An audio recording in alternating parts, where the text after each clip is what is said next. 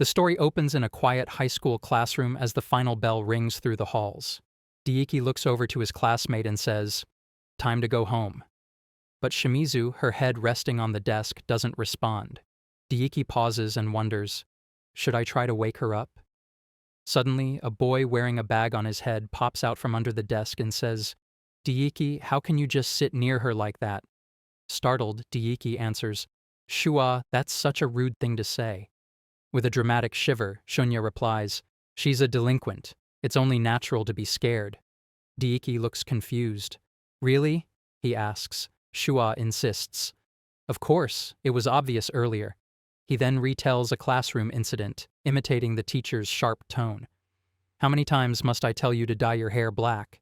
But Shimizu simply walks away, replying, "No way. I'm changing it to another color." With a confident nod, Shunya finishes, "That's what happened." Daiki responds, "I see," and adds, "She's asleep now, so she seems less intimidating." Shunya scoffs, "You're the only one who thinks that."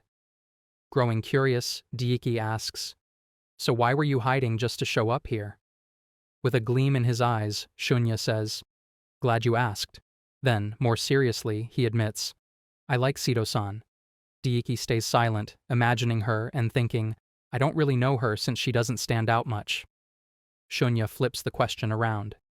"Daiki, is there someone you like?" Daiki blinks. "Huh?" he replies. "Oh," Shunya sighs. "That's boring." Daiki's inner thoughts reveal something deeper. "I don't care about love and have no real goals. I've never fully committed to anything. I just live a normal, quiet life." Shunya, on the other hand, takes these things seriously. "Sometimes that makes me feel a little lonely." Shunya asks again, this time with a twist. "So, if you're not into anyone, is there a type of girl you like?" Daiki admits, "I never imagined myself in a relationship." Shunya clarifies, "I mean, in terms of looks." Daiki thinks for a moment and replies, "Maybe someone with a graceful style." Shunya leans closer. "Can you be more specific?" Daiki nods. "Someone who wears the uniform properly, long black hair, would be a bonus." Shunya asks again, "What about accessories?" "The school allows them as long as they're not too flashy." Daiki answers, "Someone who doesn't attract too much attention is fine." Shunya laughs. "So you went with the simple choice. This is getting interesting. What else?" Shunya then asks, "What about your club?" Suddenly Daiki remembers, "Oh, is it that late? I need to rush to the club. See you." The next day, Daiki notices Shimizu's seat is empty and wonders, is Shimizu-san late today? Suddenly, the classroom door slides open and whispers spread around. "Always so blunt and scary. Avoid eye contact, really? Shimizu-san? No way." Daiki is shocked. Shimizu has dyed her hair black. Watching her come in, he recalls his talk with Shunya. In his mind, he thinks, amazing, perfect, but maybe it's just a coincidence.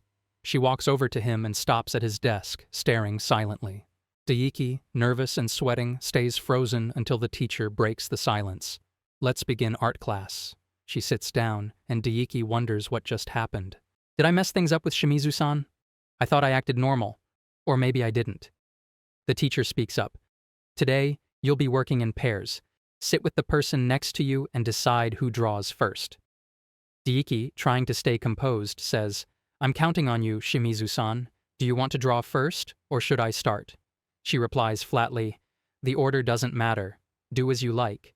Daiki thinks, that sounds like typical Shimizu-san, and asks, "Then can I go first?" She nods while twirling her hair, then suddenly says, "I don't mind, but was something bothering you?" Before Daiki can answer, the teacher cuts in. "Have you decided who will pose? We'll start in 10 minutes. Try to keep a relaxed posture while posing." Shimizu gets into position. Holding his pencil, Daiki asks, "Are you okay staying like that?" She says, "It's easier like this, or should I place my hands on my knees?" Daiki replies, "It's fine if you're comfortable." She responds, "All right then." When the teacher signals to begin, Daiki starts drawing but stops suddenly, staring at her knees. Shimizu snaps, "Hey, why'd you stop all of a sudden?" Caught off guard, he stammers, "Sorry," and she flips her hair with a huff. Later, Daiki says, I'll be drawing your face now, so stay in position and look at me, Shimizu-san. She blushes and responds, huh? Daiki calmly adds, if your face starts to itch, just let me know. It's not a problem. She lowers her head with a gloomy look and mumbles, huh, that wasn't it? Daiki thinks, oh, she was just upset. Their eyes briefly meet, and she suddenly says, hold off on the face for now. I'm not ready. I still need time to prepare. As she turns away, Daiki quickly responds, all right, I'll work on a different area instead and shift it down. Surprised, Shimizu covers her chest and snaps, hey Hondo, where exactly are you looking? Daiki looks away and stammers, where? Just below your face. She narrows her eyes and asks, why are you staring there? He pleads, I have no bad intentions, I swear. She raises an eyebrow. Really? He says, yes. She stares at him and demands, could you say again that you don't have any bad intentions? Daiki thinks, being observed this way by someone of the opposite sex is awkward, isn't it?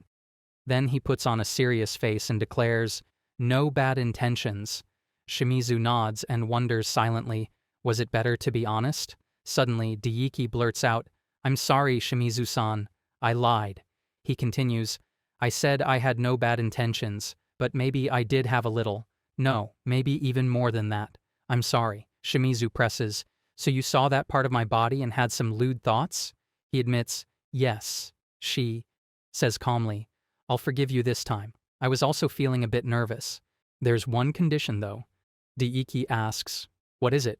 She replies, from now on, I won't move, so make sure to draw me properly. He nods, don't worry, I will. After a short pause, Daiki says, Shimizu-san, I'll start drawing your face now, okay? She responds with renewed energy, sure, go for it. Daiki smiles, I'll get started then. He looks at her and adds, Shimizu-san, calm down. She asks, do I look nervous? He says, your face looks quite stern. She shuffles and says, hold on. Then locks eyes with him and asks, like this? Daiki replies, it hasn't changed much. Frustrated, she grabs her side hair and sighs. Nothing seems to be working. Daiki, trying to ease her tension, says, Shimizu-san, the black hair looks great on you. She turns red and stammers, don't just say stuff like that out of the blue. She adds softly, I thought you hadn't even noticed. Daiki, curious, asks, what was the reason for choosing black? She makes a funny face and responds, it's nothing special, just draw already, will you? Daiki laughs and she asks, what's so funny? He replies, I just didn't expect you to make such a funny expression. I've been enjoying myself since we started chatting. She looks at him and asks, do you say that to everyone? Daiki says, honestly, I'm saying this for the first time. Shimizu exhales and says, sure, keep going, keep drawing, we're short on time. Daiki nods. Okay, and thinks, glad to see she's feeling more comfortable. After finishing the sketch, he says, now that we're all done, you can relax. Thanks for modeling, Shimizu-san. She replies, no problem, and leans over. Let me see. Daiki hands her the drawing and asks, what do you think? She looks closely and says, anyone who sees this would know it's me. Then she adds, I've got a question about your drawing. Daiki tilts his head. What is it? Shimizu points at the portrait and asks, why are there faint lines on my face? Daiki answers, honestly, I just drew what I saw, and thinks to himself, does it look strange? Unexpectedly, Shimizu blushes. The teacher speaks up. Break time is over. Now switch roles. You have 10 minutes to draw your partner. Daiki offers, I'll be the model. Do you want me to pose a certain way? She replies, it's up to you. As Daiki poses, she begins sketching, occasionally glancing up. He stares at her, and she hides her face, murmuring, don't look at me so seriously. Daiki asks, so should I face that way? Shimizu panics. Look at me. Wait. Don't look. Later, walking home, Shimizu recalls the compliment Daiki gave her and smiles quietly to herself. Meanwhile, Daiki reflects, the day Shimizu-san dyed her hair black was the day my routine began to shift. The next day in class, Shunya excitedly shouts, "Homemade lunches. They're the best." Caught off guard, Daiki asks, "What's gotten into you?" Shunya replies, "You always buy sandwiches from the cafeteria, Daiki." Daiki shrugs and says, "I always wake up tired. No way I can make lunch." Shunya leans in, eyes gleaming. "Well, in that case, if the girl you like makes you lunch, how would you take it?" Daiki smiles a little and admits, "That would make me really happy." Shunya claps his hands. "Right, even better if it's something you like." Daiki laughs. "You seem really excited." Shunya sighs dreamily. "I wish it were an omelet." Daiki adds with a grin, "Maybe some beef." Then he thinks to himself, to get a lunch every now and then, yeah, it would be a dream. Daiki remembers something and says, "By the way, we have cooking class tomorrow." Shunya nods. "That's right, if I were in Saido's group, I could taste her cooking." Daiki says, "It would be nice to cook together." Shunya quickly asks, "Oh, are you interested?" Daiki answers, "I often do it on my own. Sometimes I wish I could cook with someone else." In his thoughts, he mutters, "My sister never helps me with household chores." Shunya beams, "Oh, it would be great to cook with someone you like." Daiki quickly replies, "Not necessarily with someone I like." Then he reflects, "Wouldn't it be better to cook with someone I have a crush on?" Meanwhile, Shimizu is nearby, quietly tapping her phone and overhearing their conversation. Shunya asks, "Is there a girl in your group, Daiki?" He answers, "For now, it's just Shimizu-san." Shunya leans in and whispers, "I don't remember ever seeing her in cooking class." Daiki shrugs. "It'll be fun, though. We're going to make sautéed vegetables." Shunya grins. "Let's do our best." The next day in cooking class, the teacher says, "All right, everyone, we'll divide roles so everything goes smoothly. As mentioned, today we're making sautéed vegetables." Shimizu then walks into the room. Students whisper, "She's never come to this class before. Why now?" Creepy. Spotting her, Daiki says, "That apron looks really nice on you. Also, we're in the same group. Let's do our best." She blushes as the teacher gives the signal to begin. One student asks, "Who's going to chop the ingredients?" Daiki steps forward. "I will. It's kind of a big job, but I always—" Shimizu interrupts. "I'll help you." Daiki looks surprised. "What?" She repeats, "I said I'm going to cut the ingredients too. It'll go faster if we work together. Besides, if I don't help, they'll say I didn't do anything." Daiki smiles. "I'm fine with it. I'll take the help. Do you like to cook, Shimizu-san?" She stammers, sweating. "Count on me."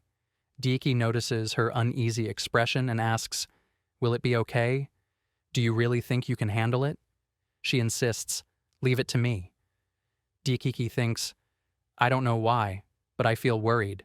Still, it'd be harsh to make her do this alone. I've got no reason not to trust her." Then he says, "Let's do this together, Shimizu-san." He adds, "Maybe we can take turns by shift?" She nods with confidence. "I got this." Daiki says, "Shimizu, could you start with the cabbage? Just try to cut it to a better size." She grabs it like she's holding a basketball and says, "Got it." Daiki thinks, "All right, I'll start with the carrot." Suddenly, Shimizu slams the cabbage onto the table. She picks up a knife like she's a butcher. Daiki goes pale and says, "Shimizu-san, maybe lower the knife a bit." She blinks. "Sure." Daiki asks cautiously, "What were you about to do?" She answers, sounding innocent, "What do you mean? Aren't we cutting cabbage?" Daiki replies, "Sure, but there's a right way to hold the knife. Understand?" She mutters, "I was nervous. This is just how I always hold it." Daiki reassures her, "Yeah, it's normal to feel pressure when someone's watching." She agrees, "Exactly. But I'm good now. Should I keep going?" He nods. "If you're unsure, don't hesitate to ask." She places her hand on the cabbage like she's about to stab it. Daiki quickly says, "Wait." She asks, "What now?" He blurts out, "What kind of chopping is that?" She explains, "I was trying to cut it into thin strips." He says, "That's not totally wrong, but don't go too small. We're making sautéed vegetables." She asks, "Really?" Daiki thinks it almost turned into sautéed veggies and cabbage shreds. She asks, "So what size is right?" He answers, I'll show you, but first cut it in half so it's easier to handle. She does, and he encourages her, keep this pace while cutting. She replies, okay, and begins slicing the cabbage smoothly. Then she picks up an onion and says nervously, next up, the onion. Daiki thinks, almost there. Come on, Shimizu-san. I've finished my part. He instructs, Shimizu-san, shape your left hand like a cat's paw, and shows her with a gesture. She imitates it, but somehow turns it into a fighting pose. Daiki panics. You're going to kill someone. She asks, what? Isn't this how it's done? He quickly responds, no worries. It's fine. While thinking it looked like she was about to start a fight, she asks, so I cut it like this? He nods. Yes, that's it, though it might help if you adjust your cat's paw a little. She asks, where should I place it? Daiki tries to explain but realizes it would be easier for her to try it directly. So he says, let me guide your hand for a second, Shimizu-san. She pulls back, surprised. What are you trying to do? He answers gently, I just want to help you place your hand correctly. I thought it'd be easier to show you, though he worries she might not be comfortable being touched. So he adds, sorry if that made you uncomfortable. She replies, it's fine. Go ahead and help me. I already said it's okay. He asks, are you sure? She says, we're past that point now. Daiki carefully places his hand over hers, guiding it on the onion. Nearby students watch them. Shimizu turns to them and says, did someone drop something over here? The students quickly look away. Daiki asks, all good? Without applying too much pressure, she mutters, ugh, this doesn't feel right. Something's off. Then she says softly, I'm sorry. I feel like I'm messing things up. He reassures her, no one gets it perfect at the start. It's okay. Just place the blade where you want to cut. Keep your hand in the cat's paw shape and slice like this. Onion chopped. You're really getting the hang of it, he thinks. Yeah, I was nervous at first, Shimizu says, then proudly lifts her hand. I figured out the cat's paw technique. Daiki is impressed and thinks she looks like a kitten. Then he says, shall we move on to the rest? She replies, leave it to me. After some time, their dish is ready, and it tastes amazing. Daiki reflects, at first I worried this might be a disaster, but I'm glad we pulled it off. Shimizu takes a bite and smiles. She glances over at Daiki and asks, Hondo, can I ask you something? She continues, how did you feel cooking with me? Daiki answers honestly, to be truthful, I was scared you might hurt yourself. But I'm really glad we cooked together. It was a blast. You really gave it your all, and that made it enjoyable. I'd love to do this again next class. She responds, we can do it again. He smiles and says, only if you want to. She asks, why are you smiling like that? He replies, I thought you'd reject the idea. I'm counting on you next time, Shimizu-san. She answers, well, if I must. Daiki smiles again, thinking, one of my small wishes came true today. That night, Shimizu sat in the bathtub, warm steam curling around her cheeks as her thoughts drifted to Daiki, her brow furrowed as she lightly skimmed the water's surface with her fingertips. This wasn't how it was supposed to go. I just wanted to prove I could cook. I didn't expect his hands to feel that strong. Still, she leaned back, a soft blush spreading across her face as she remembered how his hand felt around hers. Her chest tightened in a strange, fluttery way as she recalled what he said. He said he enjoyed cooking with me. The thought overwhelmed her. With a frustrated huff, she splashed cold water on her face, hoping to cool her racing mind. Then it hit her. Wait, he might say that to anyone. Her eyes widened as panic crept in. She slapped her cheeks. No way. There has to be a sign. That's right. Like a jolt of hope, a memory sparked. Daiki's voice filled with genuine appreciation. Handmade lunches, they're the best. Before she could hold on to that warmth, the bathroom door creaked open. Her sister poked her head in with a big grin. Your precious sister is here! Shimizu jumped with a startled yelp. Her sister giggled. Did I scare you? Want me to wash your back? Shimizu blushed and snapped, flustered. No! Just wait till I'm done! But her sister wouldn't give up, cheerfully saying, "Sanji!" Then teasing, "I want to talk to my sister. If you don't want to discuss romance right now, can't we talk about something else? Is there anything I can help you with? Your lovely sister can advise you on romance, or maybe romance, or perhaps romance." Shimizu sighed and lowered her voice. "Yeah, I have something in mind." Soon after, they were in the kitchen, aprons snug around their waists. Her sister listened, smiling knowingly as Shimizu explained. "I see. You want to impress a boy who's helped you out a lot, and you want to show your thanks by making him lunch." Shimizu nodded, slightly embarrassed. "That sums it up." Her sister clapped her hands. "So for your practice dish, you're making ginger fried chicken?" Shimizu gave it her all, but when the dish was finally ready, she stared at the plate, wincing. "I think I messed up a bit." Her sister blinked and tilted her head. "Just a bit. No need to worry, it's still just the first step. Don't give up, your sister is here for you. Fight!" The next day, back in the kitchen, Shimizu took a deep breath and adjusted her apron. "Okay, let's do this." Her sister raised her fist in support while Shimizu turned to the chicken. But as she set the cutting board down, she gasped, "Weren't we just supposed to trim the tendons? These are so small. How did it turn out like this? This isn't fried chicken at all." Shimizu stared at the tiny pieces in horror. "This is completely wrong." They gave it another try. Her sister set a chicken breast in front of her. "This time, cut it better than last time. Let it fry on low heat. It looks amazing. This one's going to work for sure." But once it was done, her sister poked the meat with a frown. "Why does it look like slime?" "No clue," Shimizu muttered. She took a bite and instantly gagged. "This doesn't taste like chicken or ginger at all." Her sister's face turned worried. Maybe there's another way to thank him? You don't need to force yourself so hard.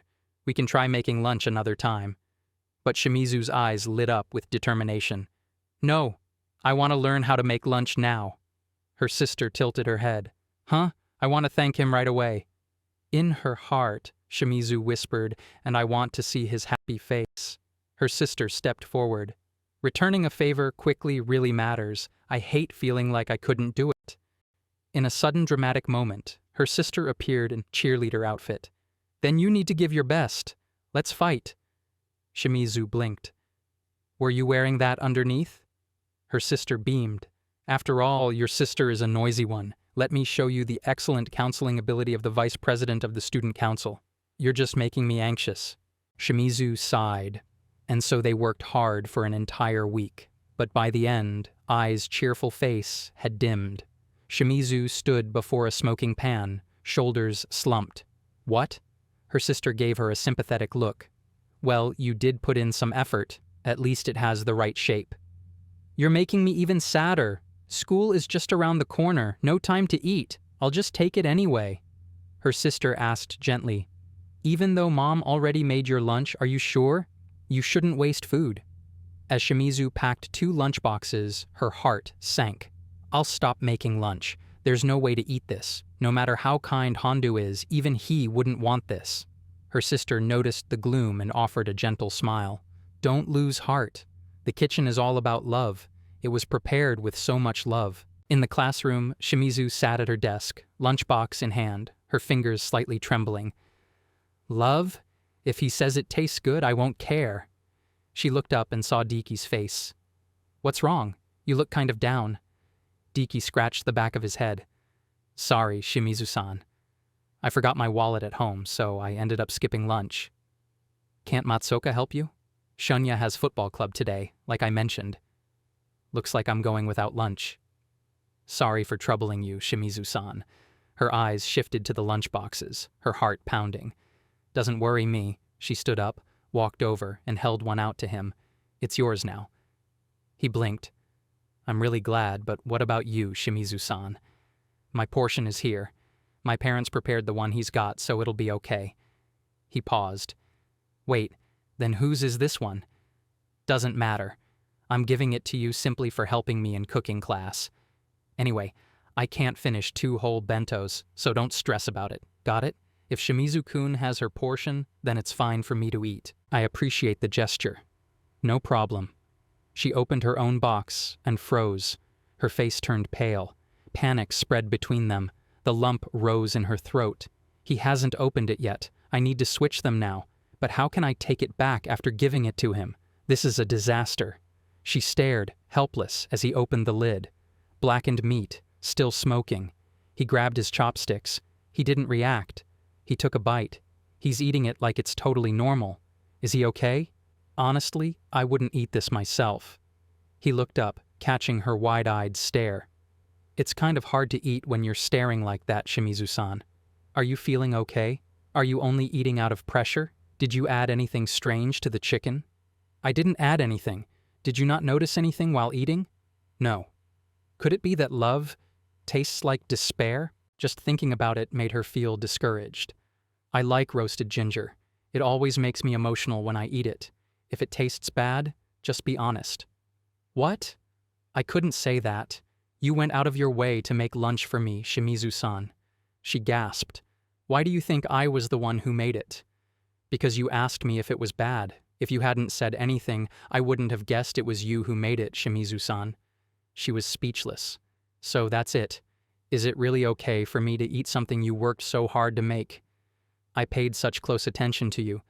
I cooked it because I wanted you to eat. I'm so happy you got to eat. Should I tell him that I can't? It makes me feel embarrassed. Shimizu-san, I prepared this lunch on a whim. That's it. I gave it to you because I didn't think I could eat it all by myself. But you still worked hard to make them, right? You seemed a little down the past few days, but seeing you today, I realized it might be because of the lunch. We were together during the cooking class, so I noticed right away how much you've improved. You really worked hard. Cooking is about love. This omelet's great. It has so many layers of flavor. That's enough. Just eat quietly. When he finished, Shimizu reached out her hand. Could you give me the box? I want to wash it and return it clean. Is that okay? I said that lunch was a thank you gift for the cooking help, so feel free to make the most of my goodwill. Thank you again for the food, Shimizu-san. It's nothing. One more thing, thank you for feeding me. I was in trouble. You really helped me. I'm really happy to eat a lunch that Shimizu made. I'll compensate you next time. I'm really happy. I'm really happy. I'm really happy. Shimizu, are you okay? You don't have to thank me, but if I ever make another lunch just because, you better eat it. Definitely. I'll be looking forward to it. That night, Shimizu clutched her pillow, rolling around her bed with a huge smile. The memory of his satisfied expression replayed in her mind. She let out a joyful squeal, heart fluttering. I'm so happy. I'm going to make another bento.